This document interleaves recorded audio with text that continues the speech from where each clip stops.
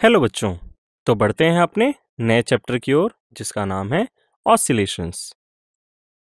इस चैप्टर के हमारे लर्निंग ऑब्जेक्टिव्स आपकी स्क्रीन पर। इस चैप्टर में हम सीखेंगे पीरियोडिक और ऑसिलेटरी मोशंस के बारे में, simple harmonic motion and uniform circular motion के बारे में।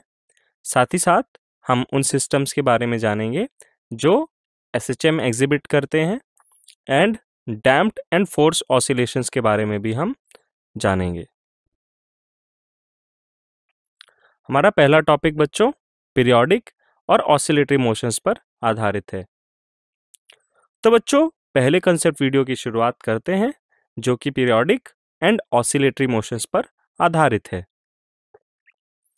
स्क्रीन पर आप देख सकते हैं बच्चों कि किस तरीके से हमने एक पिक्टोरियल फॉर्म में रिप्रेजेंट किया है अर्थ का मोशन अराउंड द सन। यहाँ पे आप देख सकते हैं एक फिक्स्ड पाथ है जिसमें अर्थ सन के अराउंड घूम रही है, और अगर आप गौर करें इस पे तो आप कह सकते हैं कि अर्थ अपना मोशन सन के अराउंड रिपीट कर रही है, यानी यहाँ पर एक रिपीटेशन इन्वॉल्व है। अगर आप अपनी स्क्रीन पे इस दूसरे व्यक्ति को देखें, यह अपने ही एक्सिस में घूम रहा है, साथ ही साथ रोप से एक हैवी बॉल इसने कनेक्ट करी है, तो इस तरह का ये मोशन एग्जिबिट कर रहा है। अगर आप इस इंसान के मोशन को देखें तो वो भी रिपीटेटिव है, यानी खुद को दोहराता है, रिपीट करता है।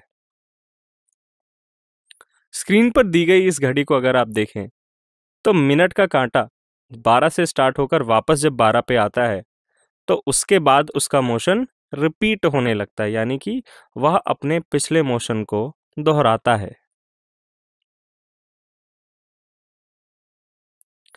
आप स्प्रिंग से लटके इस ब्लॉक को भी देख सकते हैं, स्प्रिंग ब्लॉक सिस्टम को, कि आप देख रहे हैं कि ये बार बार ऊपर नीचे जा रहा है। यह भी खुद को दोहरा रहा है, ये भी खुद को रिपीट कर रहा है। तो अभी तक बच्चों आपको आइडिया लग गया होगा कि मैं इन सभी एग्जाम्पल्स के थ्रू आपको क्या बताना चाह रहा हूँ।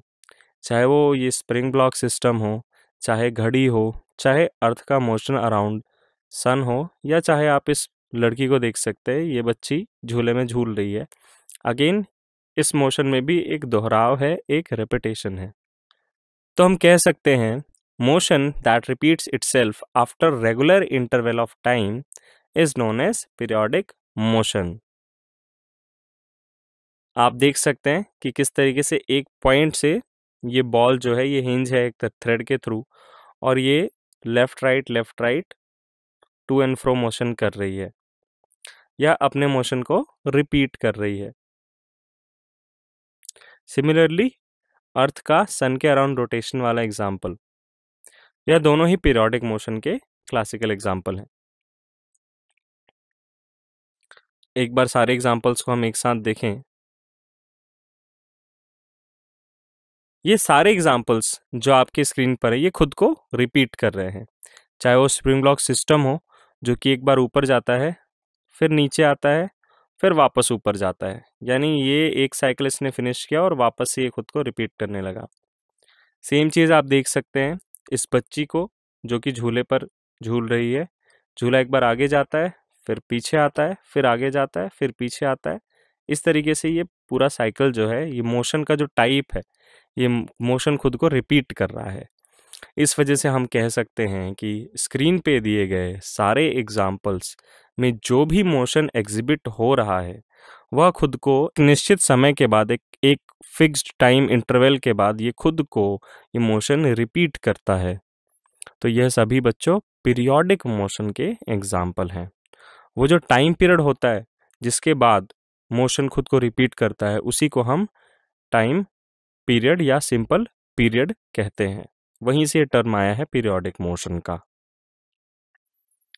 अब बच्चों अगर मैं बात करूं ऑसिलेटरी मोशन की, तो this is to and fro motion of an object about its mean position.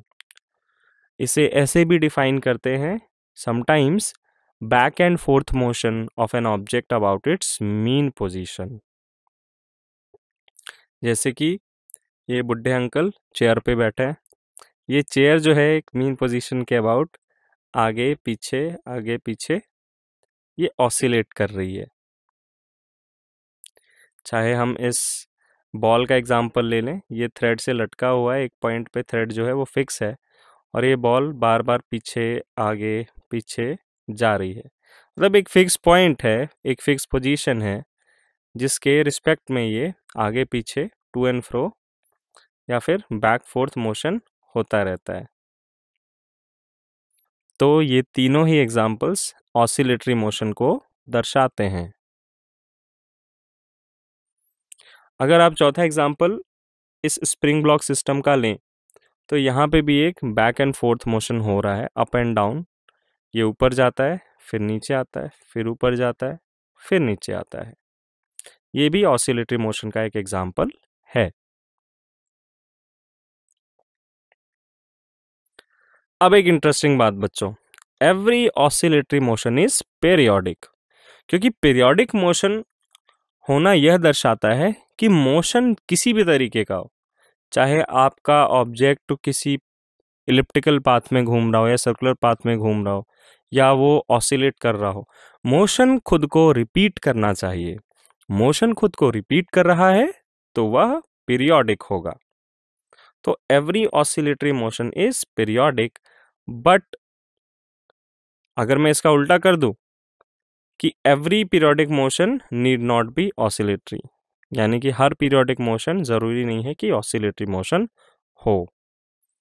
जैसे कि आप घड़ी के इस मिनट हैंड को देख सकते हैं, ये सर्कुलर मोशन कर रहा है, ये ऑसिलेटरी मोशन नहीं कर रहा है, जबकि ये पीरियोडिक मोशन है।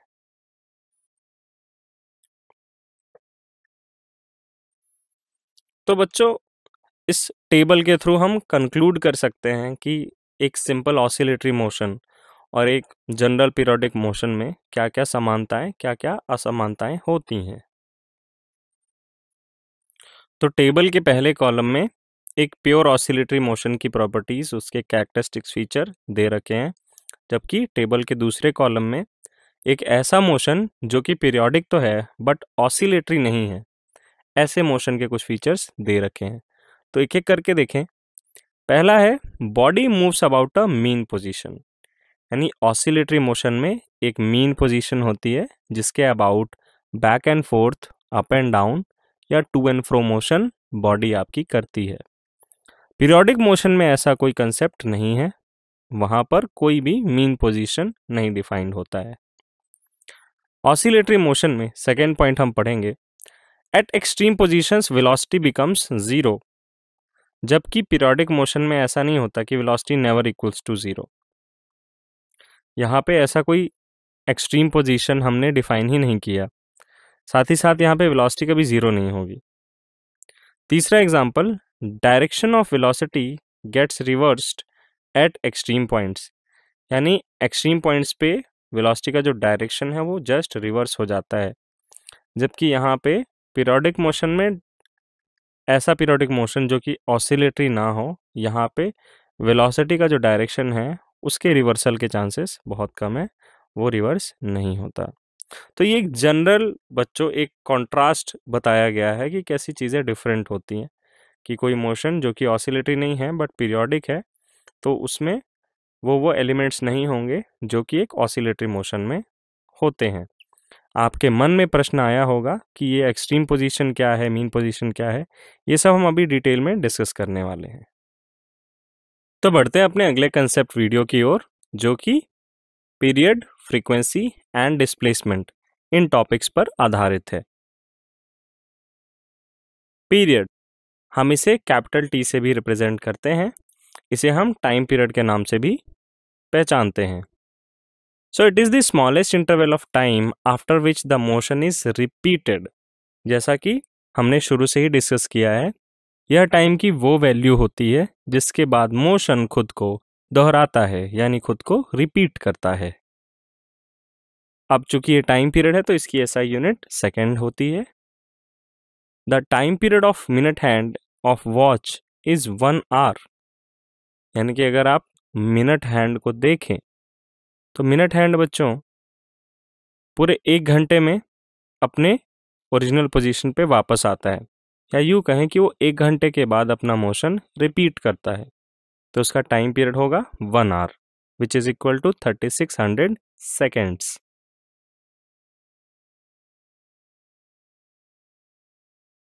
The time period of earth revolution is 1 year, यानी कि अर्थ जो कि सन के अराउंड घूमती है एक फिक्स पाथ में, वो अपने मोशन को हर 1 साल के बाद रिपीट करती है, तो उसका टाइम पीरियड 1 ईयर कहलाएगा। ये आपकी पिक्चर में बहुत फास्ट घूम रही है, रियलिटी में बच्चों एक चक्कर लगाने में 1 साल लग जाते हैं। अब बात करते हैं फ्रीक्वेंसी की। बच्चों आपने अगर न्यूज़ सुनी हो कभी, खबर अगर आप समाचार देख रहे हो न्यूज़ चैनल में, तो बारिश के मौसम में अक्सर एक न्यूज़ आती है कि north east is suffering from frequent rainfall. तो ये फ्रीक्वेंट जो वर्ड है, ये फ्रीक्वेंसी, ये आपस में जुड़े हुए हैं, इनका एक समान ही मीनिंग होता है। फ्रीक्वेंसी मतलब किसी भी इवेंट के बार बार होने की संख्या, कि अगर हम पूछें कि रेनफॉल एक महीने में कितने बार हुआ, तो हमने कहा कि 45 बार हुआ, तो उसकी फ्रीक्वेंसी होगी कि कोई इवेंट कितनी बार हो रहा है एक निश्चित टाइम पीरियड में। तो टेक्निकल जो इसका डेफिनेशन है, frequency of the periodic motion is the number of oscillations या number of periodic motions occurring per unit time. अब चूंकि हम ऑसिलेशंस में आ गए हैं, तो हम ऑसिलेशन के रिस्पेक्ट में इसे डिफाइन करेंगे, बट ज़रूरी नहीं कि ये ऑसिलेशन में ही फ्रीक्वेंसी डिफाइंड हो। मैंने बोला नंबर ऑफ रिपीटेशन या number of events occurring per unit time. आप सर्कुलर मोशन में भी फ्रीक्वेंसी निकाल सकते हैं कि कितने चक्कर आपकी बॉडी सर्कुलर पाथ में 1 मिनट में या 1 सेकेंड में लगा लेती है, तो वो उसकी फ्रीक्वेंसी हो जाएगी। फ्रीक्वेंसी की SI यूनिट होती है hertz, and it is reciprocal of the time period. तो ये फ्रीक्वेंसी जिसका सिंबल है nu, it is represented as nu is equal to 1 upon capital T। अब अगर क्लॉक के मिनट हैंड का टाइम पीरियड 1 आवर है या 3600 सेकेंड है, तो इसकी फ्रीक्वेंसी होगी बच्चों 1 अपॉन 3600 पर सेकेंड या 1 upon 3600 hertz. One cycle of motion और repetition per second is equal to 1 hertz. 1 hertz मतलब कि 1 सेकेंड में 1 साइकिल फिनिश हुआ है किसी भी मोशन का। So 1 hertz is equal to 1 cycle per second. तो बच्चों अभी जो आपने कंसेप्ट सीखा टाइम पीरियड का, फ्रीक्वेंसी का, चलिए उस कंसेप्ट को हम टेस्ट करते हैं। A human heart beats at around 72 times in a minute. Calculate its frequency and period. बच्चों 2 मिनट का मैं समय देता हूं, आप स्वयं प्रयास करें। तो बढ़ते हैं सॉल्यूशन की ओर। हार्ट बीट इन 1 मिनट, यानी कि क्वेश्चन कह रहा है कि एक सामान्य ह्यूमन का हार्ट जो है वो 1 मिनट में 72 टाइम्स धड़कता है। यानी कि अगर हम हार्ट बीट को एक इवेंट माने, तो 1 मिनट में ये कितने टाइम्स हो रहा है इवेंट, ये 72 टाइम्स हो रहा है। तो अगर मुझे 1 सेकेंड में निकालना हो, तो मैं क्या करूँगा, 72 टाइम्स डिवाइडेड बाय 60 सेकेंड करूँगा, यानी कि 1 सेकेंड में ऑलमोस्ट 1.2 टाइम्स ये इवेंट हो जाता है। 1.2 टाइम्स हार्ट आपका धड़क चुका होता है। तो फ्रीक्वेंसी ऑफ हार्ट बीट हो गई आपकी 1.20 per second, which is equal to 1.20 hertz. अब अगर टाइम पीरियड की बात करी जाए, तो that will be equal to 1 upon 1.20, which is equal to 0.833 seconds. अब बच्चों बात करते हैं डिस्प्लेसमेंट की। अब ऑसिलेशंस के रिस्पेक्ट में अगर हम देखें, तो एक बार फिर से याद दिलाना चाहूँगा, ऑसिलेटरी मोशन मतलब, ऑसिलेशन मतलब किसी भी एक फिक्स पोजीशन के अबाउट आगे पीछे जाना, ऊपर नीचे जाना, या सिंपल भाषा में to and fro, back and forth motion about a fixed position. तो डिस्प्लेसमेंट मतलब कि आप किसी मार्क्ड पॉइंट को टाइम के साथ देखेंगे कि वो कौन सी अलग अलग पोजीशंस ऑक्यूपाई कर रहा है और over the interval of time वो कितना डिस्प्लेस होता है, कहाँ से कहाँ पहुँचता है।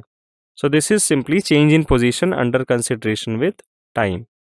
तो ये मैकेनिक्स का ही कंसेप्ट है, बट चूंकि ये ऑसिलेशंस में है तो हम देखेंगे किस तरीके से डिस्प्लेसमेंट हम मेजर करेंगे। बच्चों ये जो जीरो वाली पोजीशन है ना, मैं दिखाता हूँ आपको। तो बच्चों ये जो पोजीशन है ये आपकी मीन पोजीशन है, और इसके अबाउट ये यहाँ पे जाके आपका ऑब्जेक्ट रुकता है। ये इसकी एक एक्सट्रीम पोजीशन हुई, और दूसरा ऑब्जेक्ट यहाँ पे जाके रुकता है, ये इसकी दूसरी एक्सट्रीम पोजीशन हुई। तो मीन पोजीशन से एक्सट्रीम पोजीशन तक ये आपका ऑब्जेक्ट एट मैक्स जा सकता है। ये ऑसिलेटरी मोशन में कंडीशन होती है कि ऑब्जेक्ट का जो भी मूवमेंट होता है, जो भी मोशन होता है, वो उसके मीन पोजीशन से एट मैक्स एक्सट्रीम पोजीशन तक हो सकता है। एक्सट्रीम पोजीशन के बियॉन्ड वो नहीं जाता ऑब्जेक्ट, इसीलिए हम उस पोजीशन को एक्सट्रीम पोजीशन कहते हैं। तो ये मीन पोजीशन से, ये दो एक्सट्रीम पोजीशंस के बीच में जितने भी डिफरेंट डिफरेंट पोजीशंस ले रहा है उसका हम मीन पोजीशन से मेजरमेंट करते हैं, और हम कहते हैं कि वही हमारे ऑब्जेक्ट का डिस्प्लेसमेंट है। अब अगर हम सेकेंड एग्जांपल पेंडुलम का लें, तो ये ब्लू कलर की डॉटेड लाइन जो बीच में बनी हुई है, ये इसके मीन पोजीशन को या रेफरेंस पोजीशन को दर्शाती है। और आप देख सकते हैं ये टू एंड फ्रो मोशन हो रहा है। एक तरफ पेंडुलम राइट साइड में ऊपर जाता है, फिर नीचे आता है मीन पोजीशन पे, फिर लेफ्ट साइड में ऊपर जाता है। तो अगर हम हिंज पोजीशन को देखें जहां से आपका पेंडुलम फिक्स हो रखा है, उसके अबाउट पेंडुलम की जो आर्म है वो एक एंगुलर डिस्प्लेसमेंट दिखा रही है, यानी वो कुछ एंगल ट्रैवर्स कर रही है। तो फर्स्ट केस में अगर हम देखें तो स्प्रिंग की लेंथ चेंज होने के कारण एक लीनियर डिस्प्लेसमेंट दिखाई पड़ता है, जबकि सेकेंड केस में पेंडुलम के मोशन के कारण एक एंगुलर डिस्प्लेसमेंट दिखाई पड़ता है।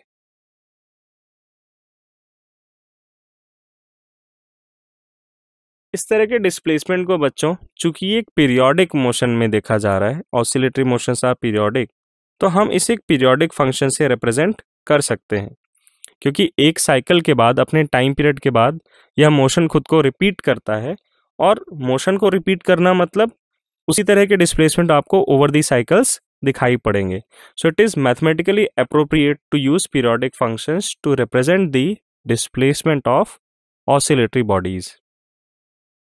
अब यहाँ पर आप देख सकते हैं F of small T is equal to F of small T plus capital T, where capital T is the time period, it is defined as ratio of 2 pi and omega.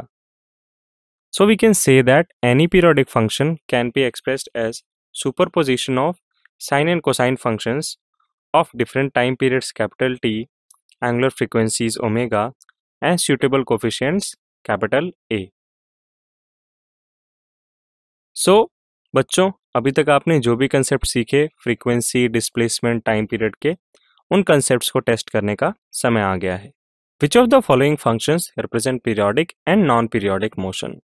Give the period for each case of periodic motion.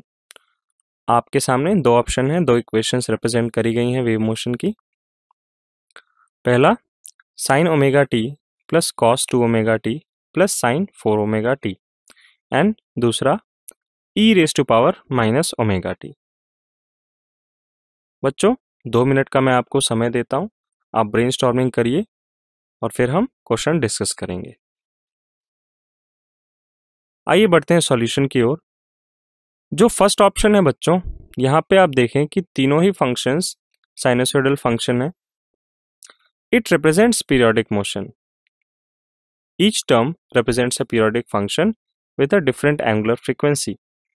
अगर आप देखें पहले function की angular frequency अगर omega है, तो दूसरे और तीसरे की 2 ओमेगा एंड 4 ओमेगा है। So sin omega t has a period of 2 pi upon omega. We can write it as t naught.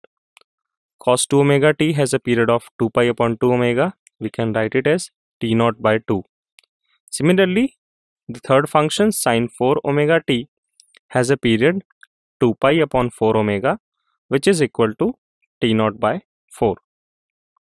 अब बच्चों इसका मतलब ये है कि जब तक पहला फंक्शन अपना एक रेपिटेशन पूरा करेगा तब तक दूसरा फंक्शन अपने 2 रेपिटेशन पूरे कर लेगा और तीसरा फंक्शन अपने 4 रेपिटेशन पूरे कर लेगा। So the period of first term is a multiple of the periods of last two terms. Smallest interval of time after which the sum of 3 term repeats is t naught. So clearly यहाँ पे सिद्ध हो गया कि जो पहला option है जो फंक्शन रिप्रेजेंट हो रहा है ये पीरियोडिक है। So the sum is a periodic function with period t naught is equal to 2 pi by omega. बात करें दूसरे फंक्शन की e raised to power minus omega t. It represents a non-periodic motion. कैसे? The function decreases monotonically with increasing time and tends to 0 as t tends to infinity and thus never repeats its value. मतलब यहाँ पे कोई chance नहीं है बच्चों कि value खुद को रिपीट करे। तो अगर ऐसा है ही नहीं तो ये तो फंडामेंटल रिक्वायरमेंट है पीरियोडिक मोशन की। So it is clearly not a periodic motion. मतलब ये इक्वेशन किसी भी तरह के पीरियोडिक मोशन को बिल्कुल भी रिप्रेजेंट नहीं करती। धन्यवाद बच्चों। हेलो बच्चों, तो अगले टॉपिक की ओर बढ़ते हैं जिसमें हम जानेंगे simple harmonic motion and uniform circular motion के बारे में। तो हमारा पहला कंसेप्ट वीडियो हम स्टार्ट करते हैं सिंपल हार्मोनिक मोशन से। सिंपल हार्मोनिक मोशन, स्क्रीन पर दिए गए इस एनिमेशन को आप ध्यान से देखें। स्प्रिंग से टाइड एक ब्लॉक है जो राइट की ओर और वापस लेफ्ट की ओर मूव कर रहा है। बताना चाहूंगा कि जब आप एक छोटा सा फोर्स एक्सर्ट करके स्प्रिंग को कंप्रेस करना चाहते हैं तो after removal of that force spring हमारे ब्लॉक को वापस पुश करती है और जब वो ब्लॉक को वापस पुश करती है ब्लॉक एक एक्सेलेरेशन एक्सपीरियंस करता है पुशिंग फोर्स के डायरेक्शन में और due to inertia of motion वह स्प्रिंग को खींचता चला जाता है और जब स्प्रिंग में खिंचाव ज़्यादा हो जाता है तो अगेन एक रिस्टोरिंग फोर्स लगता है just opposite to the direction of motion of block.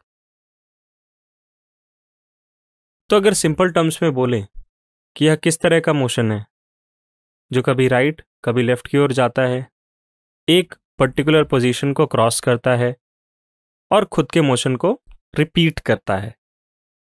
बच्चों ये है सिंपल हार्मोनिक मोशन।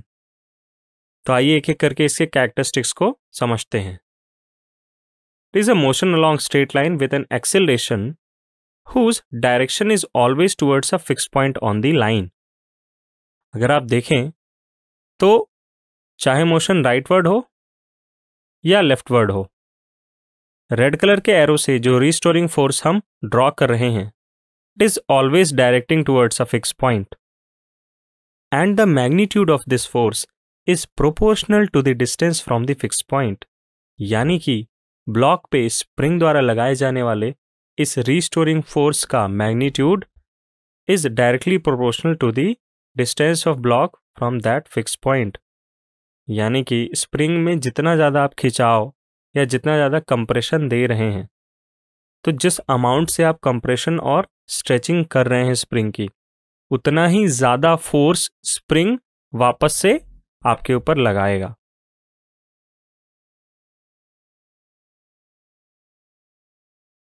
अब जैसा कि हमने बोला कि यह मोशन खुद को रिपीट कर रहा है, so we can say that SHM is a periodic motion in which displacement is a sinusoidal function of time. यह हमने कैसे कंक्लूड किया? क्योंकि बच्चों हमें मालूम है कि एक पीरियोडिक मोशन को हम मैथमेटिकली एक पीरियोडिक फंक्शन से रिप्रेजेंट कर सकते हैं। पीरियोडिक फंक्शन वह होता है जो एक निश्चित इंटरवल के बाद खुद को रिपीट करे। तो trigonometric functions are the best choice for representing periodic motion. Let us represent the displacement by a sinusoidal function. तो हमने लिखा displacement of block is given as x is equal to capital A sine omega T. अब ये capital A क्या है और omega क्या है, with the progression of topic आपको समझ आएगा। Capital A is the amplitude of oscillation and omega is the angular frequency of oscillation. तो बच्चों, अगर हमें ब्लॉक की वेलोसिटी निकालनी हो, चूंकि ये ब्लॉक एसटीएम परफॉर्म कर रहा है, तो हम कह सकते हैं जो ब्लॉक की वेलोसिटी है वही हमारे स्प्रिंग और ब्लॉक को कनेक्ट करने वाले पॉइंट की भी वेलोसिटी होगी। So velocity is equal to dx by dt which is equal to a omega cos omega t। हमने डिस्प्लेसमेंट वाले फंक्शन को डिफरेंशिएट कर दिया टाइम के रिस्पेक्ट में। तो इस तरीके से वेलोसिटी फंक्शन को एक बार टाइम के रिस्पेक्ट में डिफरेंशिएट करने से हमें एक्सेलरेशन का फंक्शन मिलता है which is equal to -a omega square sine omega T. अब बच्चों, चूंकि capital A sine omega T हमारे डिस्प्लेसमेंट को दर्शा रहा है, तो अगर हम इसे एक्सप्रेस कर दें इस फॉर्मूले में, so the formula of acceleration will look like a is equal to minus omega square X. जो सबसे इंपॉर्टेंट बात है बच्चों इस एनालिसिस की, वो ये है कि जो एक्सेलरेशन है it is proportional to x की power 1 and also the negative sign indicates, ये जो नेगेटिव साइन है एक्सेलरेशन में, ये दर्शाता है कि जिस डायरेक्शन में बॉडी डिस्प्लेस हो रही है जस्ट उसके उल्टे डायरेक्शन में यह एक्सेलरेशन या जो इसका रूट कॉज है फोर्स, यह फोर्स डिस्प्लेसमेंट की डायरेक्शन के जस्ट उल्टी दिशा में लगता है। यानी ब्लॉक अगर राइट की ओर जा रहा है तो उस पर रिस्टोरिंग फोर्स लेफ्ट की ओर लगेगा, एंड ब्लॉक अगर लेफ्ट की ओर जा रहा है तो रिस्टोरिंग फोर्स राइट की ओर लगेगा। a is equal to minus omega square X. आप देख सकते किस प्रकार restoring force direction of motion of ball के अपोजिट है। जिस डायरेक्शन में स्प्रिंग का एक्सपेंशन या कंप्रेशन होगा उसके जस्ट अपोजिट डायरेक्शन में ये रिस्टोरिंग फोर्स काम करेगा। Acceleration of the particle is directed towards a fixed point on the line. This fixed point, also known as equilibrium position, is called the center of oscillation. यानी कि जिस fix point की हम बात कर रहे थे, जिसकी ओर हमेशा ये रिस्टोरिंग फोर्स एक्ट करने की कोशिश करेगा, प्रयास करेगा, वो पॉइंट सेंटर ऑफ ऑसिलेशन के नाम से या इक्विलिब्रियम पोजीशन के नाम से भी जाना जाता है। Magnitude of the acceleration is proportional to the displacement of the particle from this point.